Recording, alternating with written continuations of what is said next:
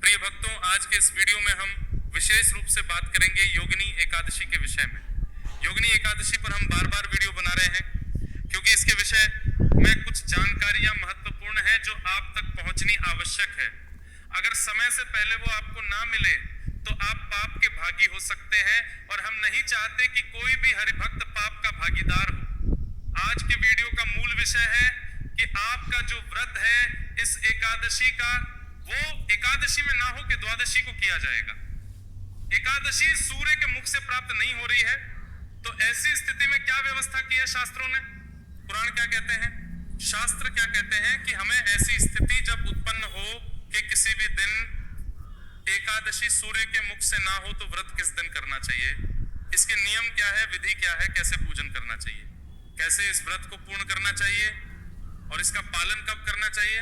बड़े लोगों के मन में यह भी भ्रम है कि त्रयोदशी को पारण कर सकते हैं कि नहीं कर सकते हैं, इसका भी समाधान करेंगे। किसके विषय में पुराण क्या कहते हैं? भाई द्वादशी को करते हैं तो त्रयोदशी को पारण कैसे होगा, इसके शास्त्रीय नियम के विषय में भी आपको जानकारी देंगे। तो वीडियो बहुत महत्वपूर्ण है, पहले स्वयं सुनिए, जानकारी प्राप्त कीजिए, सहमत हैं और वीडियो अच्छा लगे तो आगे लोगों को फॉरवर्ड कीजिए जिससे कि वो पाप करने से बचे। क्योंकि एकादशी एक ऐसा व्रत है जो सर्वाधिक किया जाता है, अधिकतर लोग करते हैं, तो उनको पाप से बचाने का कार्य हमारा आपका सबका है। जिनको सूचना मिल जाए, सही सूचना मिल जाए, वो आगे भेजें जिससे कि सभी को सही जानकारी हो और प्रभु की भक्ति प्राप्त कर सके। आइए जानकारी आरंभ करते हैं।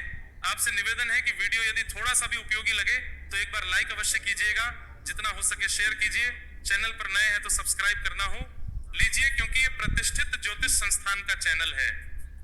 यहाँ पर सभी जानकारियां ज्योतिष शास्त्र और पंचांग के आधार पर ही प्रदान की जाती है। कमेंट बॉक्स में अवश्य लिखिएगा जय श्री हरिया, ओम नमो भगवती। प्रिय भक्तों, आने वाली एकादशी जो कि आषाढ़ मास के कृष्ण पक्ष की एकादशी होगी, इसका नाम है योगिनी एकादशी। इसके विषय में भगवान श्री कृष्ण से जब महाराज युधिष्ठिर ने पूछा, हे केशव, इस एकादशी का क्या महत्व है, इसका व्रत क्यों करना चाहिए, कैसे उद्धार करती है, तो भगवान श्री कृष्ण कहते हैं कि हे युधिष्ठिर, ये एकादशी मनुष्य के सभी पापों का नाश करने वाली है। इसकी विशेषता एक ये है कि ये एकादशी 88,000 ब्राह्मणों को भोजन कराने के समान पुण्य देती है। अर्थात आप 88,000 ब्राह्मणों को भोजन कराएंगे, उनको तृप्त करेंगे, तब जो पुण्य मिलेगा उतना पुण्य केवल इस एकादशी के व्रत करने मात्र से प्राप्त हो जाता है। ये एकादशी सभी बड़े बड़े रोगों का और पातकों का नाश कर देती है। जिस प्रकार से एक वृतांत सुनाते हैं, भगवान श्री कृष्ण एक गंधर्व का जिसको कुबेर ने श्राप दे दिया, उसको कोढ़ फूट गया। इस एकादशी का व्रत करने के पुण्य प्रभाव से वो श्राप भी हुआ, कोढ़ जैसा महारोग भी दूर हुआ और वह पुनः अपनी भार्या के साथ सुखी दाम्पत्य जीवन व्यतीत करने लगा। तो मनुष्य को इस एकादशी का व्रत निश्चित रूप से करना चाहिए। प्रश्न उठता है जी कि ये एकादशी करनी कैसे चाहिए। मैं आपको, जो बड़ा विषय है हमारा कि व्रत किस दिन करना है, त्रयोदशी में पारण करेंगे या नहीं करेंगे, और द्वादशी को व्रत करें कि एकादशी को व्रत करें, उत्तम क्या है, पुराण क्या कहते हैं, इस विषय पे आऊं उससे पहले इस व्रत का नियम क्या है, विधि क्या है, ये बड़ी महत्वपूर्ण है, तो इसको पहले आपको बताना आवश्यक है। तो प्रिय भक्तों, जिस प्रकार से अन्य एकादशियां एक त्रिदिवसीय विधान के अनुसार होती है, मैं सदा आपसे कहता हूं कि एकादशी का व्रत एक दिन का व्रत नहीं होता, ये 3 दिन का अनुष्ठान होता है, त्रिदिवसीय विधान है। इसका जो दशमी तिथि से आरंभ होता है, एकादशी और द्वादशी, द्वादशी को पारण किया जाता है। इस प्रकार से द्वादशी के दिन 3 दिन में ये पूर्ण होता है। इसमें व्रत के एक दिन पहले के नियम होते हैं, व्रत वाले दिन के नियम होते हैं और व्रत के अगले दिन पारण के दिन के नियम होते हैं। ऐसे ये पूरा अनुष्ठान पूर्ण होता है, तब आपको वह पुण्य फल प्राप्त होता है जो एकादशी का कहा गया होता है। इस एकादशी में व्रत के एक दिन पूर्व आपको कुछ नियमों का पालन करना है। जैसे कांसे के पात्र का त्याग कर देना है, प्रयोग नहीं होगा, शहद प्रयोग नहीं होगा, शहद वर्जित है। एकादशी के एक दिन पूर्व दशमी तिथि को मसूर की दाल नहीं खानी, उड़द की दाल नहीं खानी, चने का साग नहीं खाना, हरी पत्तेदार सब्जियां नहीं खानी। दशमी तिथि के दिन ब्रह्मचर्य धारण कर लेना है। जब दशमी तिथि को आप स्नान आदि कर लेंगे ब्रह्मचर्य धारण कीजिए। जो भी माताएं बहनें एकादशी का व्रत करने वाली हैं, ध्यान दें कि एकादशी के दिन किसी को भी बाल नहीं धोने चाहिए और द्वादशी के दिन भी पुराणों में वर्जित कहा गया है।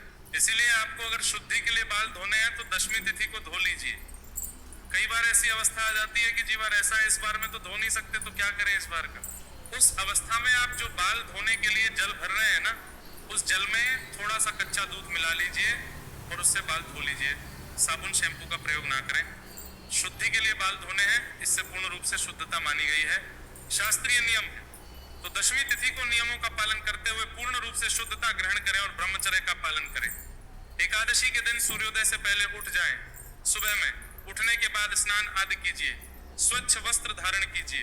प्रेम प्रातःकाल का जो एकादशी का स्नान होगा उसको कल्याणकारी बनाइए, क्योंकि ये बड़ा दिन होता है। इस दिन के स्नान की महिमा भी होती है, इस दिन के स्नान का पुण्य भी होता है, केवल व्रत का पुण्य नहीं होता। इसीलिए प्रातःकाल जो आप स्नान कर रहे हैं वो गंगा जल युक्त जल से करें, और जो कहीं गंगा तीर्थ के आसपास है तो वो गंगा जी में स्नान करके करें। स्नान आपको सूर्योदय से पहले कर लेना चाहिए, और जो नदी किनारे स्नान करने वाले हैं तो आप सूर्योदय से सवा घंटा 1.5 घंटे बाद तक भी कर सकते हैं, क्योंकि ऐसा माना जाता है कि सूर्योदय से पहले देवताओं का वास है, और जो नदियां हैं, पवित्र स्थल है, वहां पर सूर्योदय से लगभग सवा 1.5 घंटे तक देवताओं का वास होता है। इससे आपको पुण्य प्राप्त होता है। तो इस समय में आपको स्नान कर लेना चाहिए। स्नान आदि करके स्वच्छ वस्त्र धारण कीजिए। भगवान सूर्यदेव को जल अवश्य दीजिए। सूर्य को जल देने के अतिरिक्त तुलसी माता की पूजा अवश्य कीजिए। एकादशी का दिन है, कभी रविवार ही एकादशी पड़े तो अलग बात है, उस पर नहीं की जाती। अन्यथा एकादशी के दिन तुलसी पूजन आपको करना चाहिए, सर्वथा उचित है। पर तुलसी पत्र नहीं तोड़ना चाहिए, तुलसी का पत्ता नहीं तोड़ना चाहिए। कुछ लोग यहाँ पे बार बार प्रश्न करते हैं, पंडित जी हमने सुना है एकादशी के दिन तुलसी माता का भी व्रत होता है, उनको जल नहीं देना है, ये अनुचित है, मनगढ़ंत बना दिया है लोगों ने, पुराणों में ऐसा कोई विवरण नहीं मिलता। लोग तो यहाँ तक ये भी कहते हैं कि रविवार के दिन तुलसी में जल नहीं देना चाहिए क्योंकि तुलसी माता का व्रत होता है। अरे भाई, ऐसा कुछ भी नहीं है, रविवार को जल नहीं देना चाहिए। उसका कारण भी यही है कि तुलसी पत्र तोड़ना अपराध है। तो जब हम जला देते हैं, तुलसी का पौधा कई बार हिल जाता है, हमसे पत्ते टूट जाते हैं, इसीलिए नियम बना दिया गया है कि रविवार को आप जल ना दें। पर गर्मी का समय है, अगर किसी की तुलसी सूख रही है तो आप जल दे सकते हैं, पर इसका ध्यान कि तुलसी पत्र आदि ना टूटे। तो एकादशी के दिन तुलसी पूजन कीजिए, तुलसी को जल आदि दीजिए, और उसके बाद आप एकादशी का संकल्प करते हुए व्रत पूजन करेंगे। यहाँ पे संकल्प कैसे करना है इसके विषय में जानकारी दूंगा, और व्रत पूजन कैसे करना है इसके विषय में संक्षिप्त में बताऊंगा, और फिर हम मूल विषय पर आएंगे कि व्रत कब करना है। द्वादशी में करें कि एकादशी में करें, और पारण त्रयोदशी में कर सकते हैं या नहीं कर सकते हैं, पारण कब होगा। तो प्रिय भक्तों, जो भी आपके घर में पूजा स्थल है जहां बैठ के आप पूजन करते हैं, अगर मंदिर में आपने भगवान विराजमान कर रखे हैं, भगवान नारायण की कोई तस्वीर प्रतिमा है, तो वहीं पे आप पूजन कर सकते हैं। कई बार मंदिर ऊपर लगा रखा होता है, दीवार में कहीं बना रखा होता है, तो वहां बैठ के पूजन करना संभव नहीं होता। तो एकादशी पे उत्तम है आप चौकी लगा के और फिर भगवान का पूजन करें आराम से बैठ के। आपके पास सामान के रूप में, सामग्री के रूप में एक चौकी होनी चाहिए। चौकी पे बिछाने के लिए पीला वस्त्र होना चाहिए। भगवान नारायण की कोई तस्वीर, प्रतिमा, चित्र जो आपके पास उपलब्ध हो वह लीजिए। पूजा सामग्री के रूप में रोली, मौली, पान, सुपारी, पान के 2 पत्ते की आवश्यकता होगी एकादशी के पूजन में, और एक पारण के दिन पूजन में 2 चाहिएंगी, दोनों दिन एक एक प्रयोग होंगी। इसके अलावा लौंग, इलायची 4-4 होनी चाहिए। 1 दिन धूप, दीप, इत्र, जनेऊ, भोग प्रसाद के रूप में आप फल अर्पित कर सकते हैं। फतू फल जो चल रहा है, या इसके अतिरिक्त आपको मिठाई अर्पित कर सकते हैं। मिश्री, बताशा जो आपके पास हो वो ले लीजिएगा। ये सारी सामग्री एकत्र कीजिए।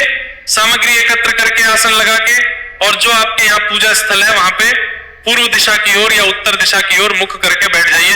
1 लोटा लीजिए, तांबे के लोटे को अच्छे से मांझ के पहले उसमें थोड़ा गंगा जल भरिए, फिर शुद्ध जल भरिए, और जो स्थान है जहां बैठ के पूजन करना है उस स्थान को शुद्ध करिए, और जो सामग्री आप लाए उसका भी पवित्रीकरण कीजिए, क्योंकि सामग्री आप तक पहुंचने से पहले बहुत लोगों ने छुई होगी, और भगवान को अर्पित करने से पहले उसे शुद्ध किया जाना चाहिए। आप जल छींटे दीजिए। हम मंत्र पढ़ते हैं और शुद्धकरण करते हैं। ओम पवित्रः पवित्रो वा सर्वावस्था गतो पिवा। यह स्मरित पुंडरीकाक्षम सबाह्याभ्यंतरः। शुचि है इस प्रकार से जल छींटे देके आपने स्थान को शुद्ध किया, सामग्री को पवित्र किया। चौकी बिछाइए, चौकी पे पीला वस्त्र बिछाइए। भगवान वासुदेव की जो भी तस्वीर या प्रतिमा आपके पास है, तस्वीर है, उसको स्थापित कीजिए। गणेश जी महाराज हैं तो आप विराजमान कीजिए, अन्यथा हम मानसिक रूप से भी उनका पूजन मंत्र के द्वारा कर लेंगे। भगवान को जो स्थापित किया है उनके सामने एक दीपक रखिए, घी का दिया रखेंगे सीधे हाथ की ओर और उसकी विपरीत दिशा में धूप को स्थापित कीजिए।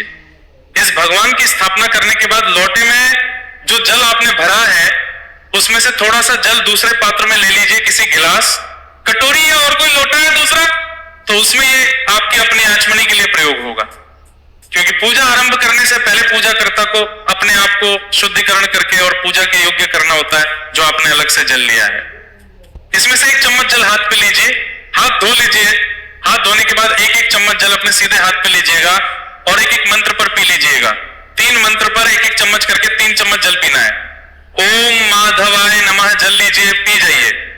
ओम केशवाय नमः जल लीजिए, पी जाइए। ओम नारायण नमः जल लीजिए, पी जाइए। ओम ऋषिकेशाय नमः हाथ धो लीजिए, अपने आप को मौली बांधिए, तिलक कीजिए। अब हम भगवान का व्रत पूजन आरंभ करेंगे। उसमें सबसे पहले संकल्प किया जाता है और धूप दीप को प्रज्वलित किया जाता है। तो धूप दीप को प्रज्वलित कीजिए। हम मंत्र पढ़ते हैं, शुभम करोति कल्याणम आरोग्यम धन संपदा शत्रु बुद्धि विनाशाय दीप ज्योतिर्नमोचस्तुते। धूप दीप को प्रज्वलित कीजिए। धूप दीप जलाने के बाद संकल्प करेंगे। संकल्प करने के लिए अपने सीधे हाथ पे जल लीजिए, पुष्प लीजिए। 1 रुपए का सिक्का दक्षिणा के रूप में कम से कम रखिए, अधिक जो भी रखना चाहे रख सकते हैं। 3 बार बोलिए, ओम श्री विष्णु, ओम श्री विष्णु, ओम श्री विष्णु। अपना नाम, अपना गोत्र, जिस स्थान पर बैठकर संकल्प कर रहे हैं वहां का मकान नंबर, क्षेत्र का नाम, शहर का नाम, आषाढ़ मास से कृष्ण पक्षी एकादशी, पुण्यतिथि, आयु, आरोग्यता, एकादशी, और यह संकल्प भगवान के चरणों में अर्पित कर दीजिए। इस प्रकार से संकल्प करने के बाद अब हम भगवान का व्रत पूजन आरंभ करेंगे। व्रत पूजन जो करेंगे तो उसमें सबसे पहले भगवान गणेश का ध्यान करेंगे, हाथ में पुष्प, और भगवान गणेश का ध्यान कीजिए। गजाननम भूतगणादि सेवितम कपित्त जंबू फलसार भक्षितम उमासुतम शोक विनाश कारणम नमामि विघ्नेश्वर पाद पंकजम। बोलिए गणेश जी महाराज की जय। हे गणेश जी महाराज, हे प्रथम पूज्य, आज का हम ये पूजन आरंभ कर रहे हैं। इसमें सबसे पहले हम आपकी स्तुति करते हैं, आपका पूजन करते हैं। आप ये पुष्प स्वीकार करें, पूजा स्वीकार करें। वह पुष्प गणेश जी महाराज के नाम से अर्पित कीजिए। अब आप हाथ में पुष्प लीजिए, भगवान नारायण का ध्यान कीजिए। शांताकारम भुजगशयनम पद्मनाभम सुरेशम विश्वाधारम गगन सदृशम मेघवर्णम शुभागम लक्ष्मीकांतम कमलनयनम योगिभिर्ध्यान गम्यम वंदे विष्णुम भवभयहरम सर्वलोकैकनाथम।